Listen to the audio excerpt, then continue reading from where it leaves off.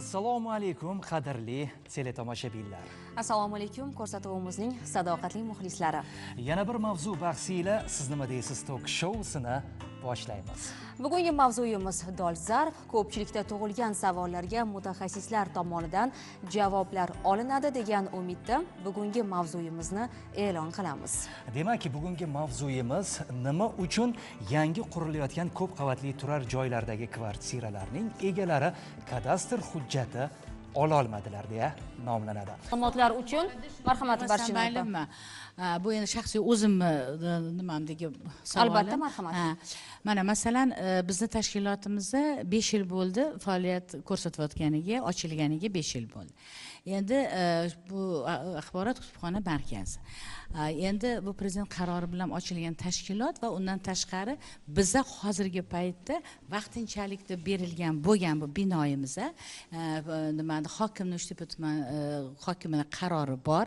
Shu yerda faoliyat ko'rsatilishi mumkin degan, lekin bizani tashkilotimizning kadastri nima Choponota mahalla nimasida komitetini nima tasarrufida uni kadastr ulardi. Biz endi ikki tomonimiz shartnoma bilan bu tashkilot nimada o'tiramiz. Tashkilotimiz faoliyat ko'rsatadi shu yerda. Endi men bitta narsa aytmoqchi edim. Shu bizda endi qarorimiz bor. Shuni o'zimizga olsak bo'ladimi, yo'q shu shartnoma asosida o'tirishimiz kerak. Albatta bu ham bir muammoli narsada. Shuni surishtirgim kelyapti.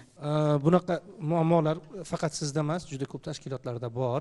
Chunki tumanlarda, tuman markazlarida qaysidir tadbirkor bitta klinika quryapti yoki boshqa quryapti-da, o'shani yonidan ikkita xonasini yoki uchta xonasini kutubxonaga yoki mahalla qo'mitasiga alohida qilib ajratib beryapti xonasini.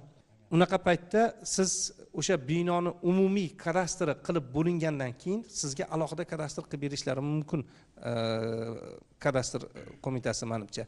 Oydinlik kiritasiz, marhamat. Savolga men aniqlik kiritmoqchi edim. U bino kimning balansida turgan bino? Alohida bitta tashkiloti balansida turgan bino, xonasi kadastr bularga hujjatlari mavjud. Choponota mahalla fuqarolar yig'ini. Kadastr hujjatlarida bizga huquq belgilaydigan hujjatlar taqdim etilgandan keyin 2 ish kunida biza ro'yxatdan o'tkazish amalga oshiriladi. Bizga balansdan balansga o'tkazish haqidagi tegishli qaror va topshirish